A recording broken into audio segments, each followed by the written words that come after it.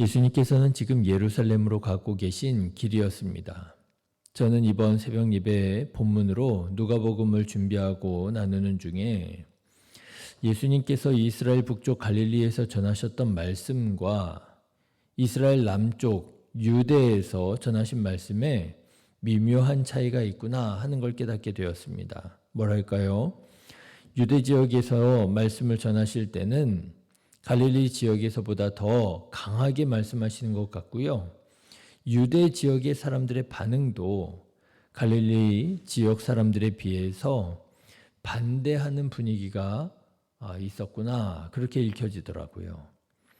오늘 말씀에 봐도 이런 느낌을 충분히 느낄 수 있습니다. 예수님께서 점점 더 예루살렘에 가까이 가시자 바리새인들이 예수님께 와서 유대 지역을 떠나라고 했다는 거예요. 31절 말씀 보시면 곧 그때에 어떤 바리새인들이 나와서 이르되 나가서 여기를 떠나소서 헤롯이 당신을 죽이고자 하나이다 말했다는 거예요.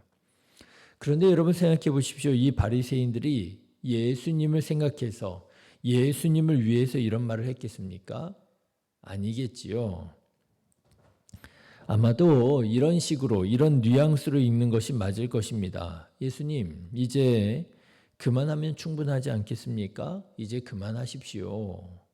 이제는 그만하고 다시 돌아가십시오. 중단하고 포기하라고 하는 의미로 아마 이런 얘기를 했을 것입니다. 하지만 예수님께서는 그들의 만류에도 불구하고 예루살렘으로 더욱더 가까이 나아가십니다. 33절 말씀 보시면 그러나 오늘과 내일과 모레는 내가 갈 길을 가야 하리니 선지자가 예루살렘 밖에서는 죽는 법이 없느니라.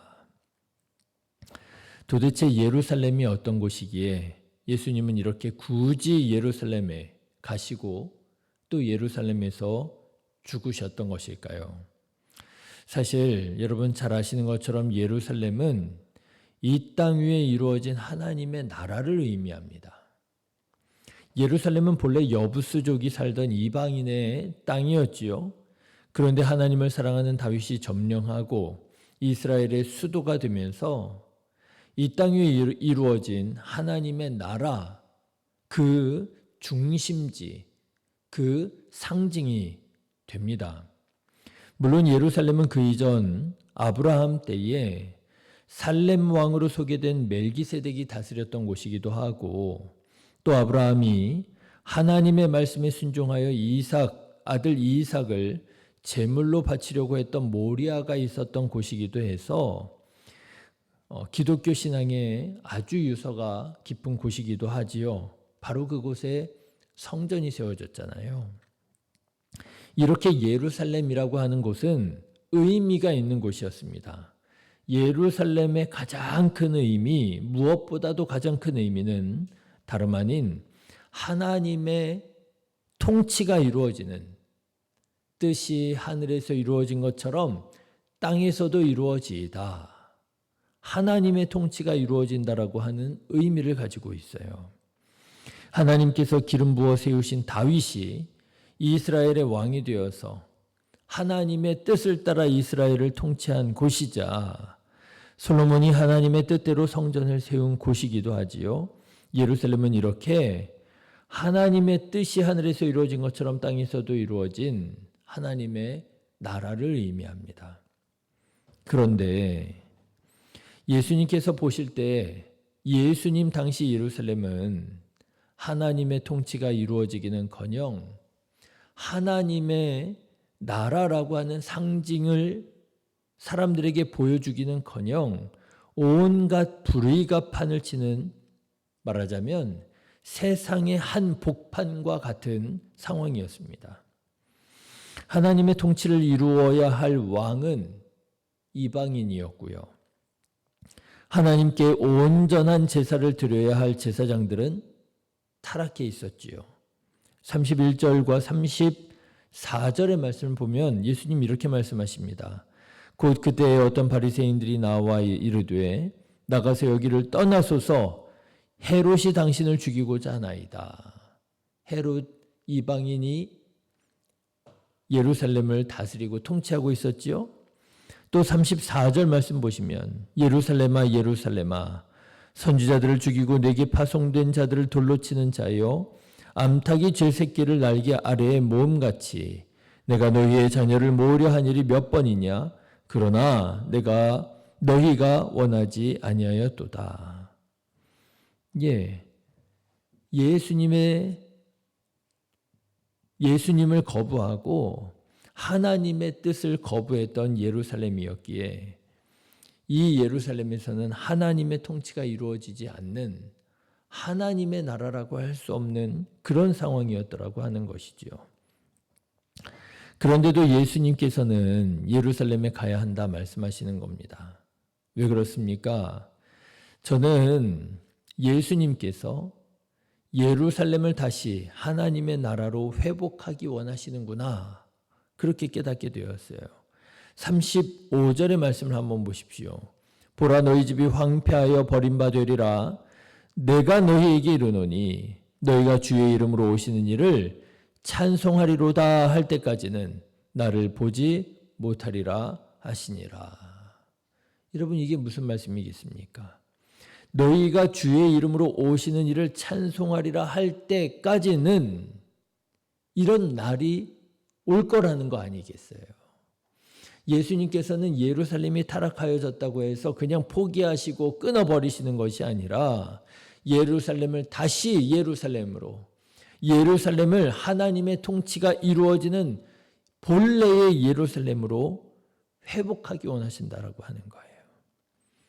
그래서 여러분 오늘 본문의 말씀을 보시면 예수님께서는 이렇게 굳이 예루살렘으로 가시면서 계속해서 하나님의 나라에 대해서 말씀하십니다.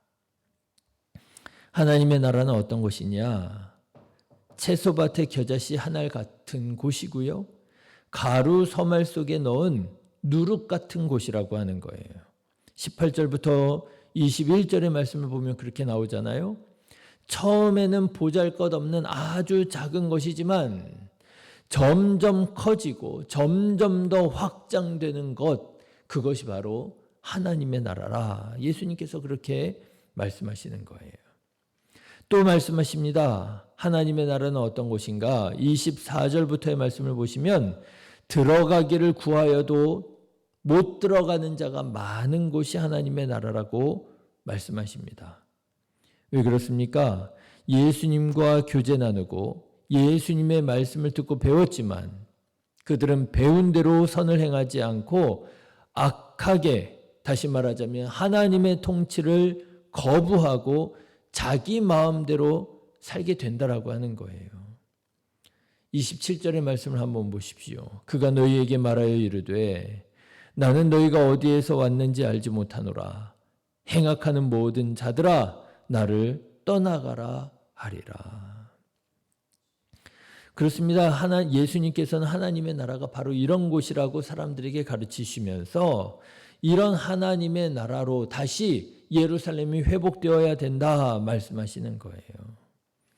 사랑하는 성도 여러분, 예루살렘을 다시 하나님의 나라로 만들어가는 저와 여러분 되시기를 주님의 이름으로 축원합니다.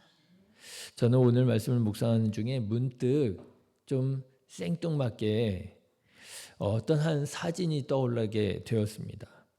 2차 세계대전 태평양 전쟁 당시에 찍힌 사진인데요. 아마 여러분들도 보여드리면 아마 기억이 나실 거예요. 근데 그 사진은 이렇습니다. 미군이요, 일본이 점령하고 있었던 이오지마라고 하는 섬을 점령하게 되었어요. 여러분 아시죠? 일본군이 얼마나 강하게 저항했는지 자폭으로 또는 단도를 들고 칼을 들고 미군에게 반자의 돌격하고 그 일본군의 그 강렬한 저항을 물리치고 미군이 드디어 이오지마 섬을 이제 점령하게 됩니다. 그래서 가장 높은 곳에 올라가게 되는데요. 점령하게 되는데요. 그 가장 높은 곳에 미국 성조기를 이렇게 이제 세우는 거예요. 그런데 그 미국 성조기를 세우는데 그 세우는 장면이 너무나도 극적이었던 것입니다. 사진을 딱 찍었는데요. 우리나라식으로 말하자면 태극기 휘날리며 그런 거예요. 성조기가 휘날리는데 그 큰 성조기 깃대를요, 미군 여러 명이 달려들어서 쫙 밀어가지고 세우는데 이게 너무나도 극적이라 미국에서 크게 회자가 되었고요. 이 성조기를 세우는데 참여했던 미군들은 일약 미국에서 스타가 됩니다. 영웅이 돼요. 그래서 그 전쟁이 끝난 전투가 끝난 후에 그 미군들은 미국 본국으로 돌아가서 순회를 다니면서 강연도 하고 그렇게 됩니다. 그런데 오늘 말씀을 묵상하는데 문득 이 사진이 떠오르는 거예요. 어쩌면 예수님께서 그렇게 예루살렘으로 향하고 계신 게 아닌가. 저항하는 사람들이 강렬하게 저항합니다. 오늘 말씀 내에서도 있는 것처럼 이제 그만하시죠. 이제 돌아가시죠. 헤롯이 당신 죽이려고 하는 거 알지 못합니까? 실제로 예수님 예루살렘에서 돌아가셨잖아요. 그렇게 강한 저항을 받게 됩니다. 그렇지만 예수님께서는 예루살렘으로 향하여 가시는 거예요. 물론 총 들고 칼 들고 무력으로 예루살렘 정복하신 것은 아니지만 예수님께서는 사랑으로 그리고 믿음으로 예루살렘으로 향하여 예수님께서는 예루살렘을 영적으로 다시 점령하시는 것이지요. 여러분 생각해 보십시오. 비록 칼과 총은 없지만 예수님은 아무런 긴장감 없이 룰루랄라 마실 가듯이 예루살렘 가실 거 아니었습니다. 영적인 전투로 예루살렘으로 나아가셨던 것이지요. 사랑하는 성도 여러분, 우리들의 삶은 어떻습니까? 우리의 삶은요, 본래 하나님의 통치를 받아들이는 하나님의 통치가 이루어져야 하는 하나님의 나라여야 할 것입니다. 그런데 혹시 예수님 당시의 예루살렘처럼 예수님의 통치, 하나님의 통치가 이루어지지 않고 뜻이 하늘에서 이루어진 것처럼 우리들의 마음속에서 우리들의 삶 속에서 그렇게 이루어져야 하는데 이루어지지 않고 혹시 내가 나 자신의 주인이 되어 내 마음대로 살아가고 있지는 않습니까? 우리도 거부하고 있지 않습니까? 우리도 마음 깊숙한 곳에서 타락한 우리들의 자아가 예수님 이제 그만하면 됐지 않습니까? 이제 그만하십시오. 예수님을 거부하고 있지는 않습니까? 예수님께서 하나님의 나라, 하나님의 통치를 우리들의 삶 가운데 이루시기 원하십니다. 성조기를 세웠던 것처럼 하나님의 말씀을 우리들의 삶 가운데에서 선포하시기 원하시고 회복시키시기 원하신다고 하는 것이죠.